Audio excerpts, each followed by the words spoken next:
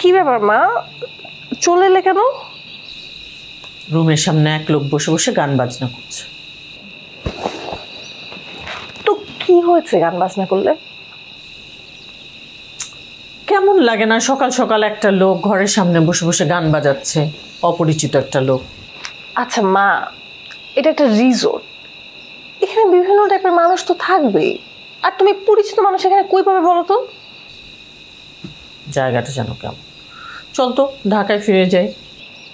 এটা কিন্তু ঠিক না মা, সকাল সকালে তুমি শুরু করলে। আমি তোমাকে জোর করে এনেছি বলে তোমার ভালো লাগবে না, এটা কোনো কথা হলো? ভালো লাগছে না। চলো। কোথায়? সে ঘরের সামনে যদি ড্রয়িং রুম বানিয়ে রাখে, এটা দেখতে হবে না? চলো তাকে ভাগাই। আরে এই ঘুমের কাপড়ে যাবি নাকি? আমি কি বিয়ে খেতে যাচ্ছি? আমি যাচ্ছি ওই লোককে ভাগাতে।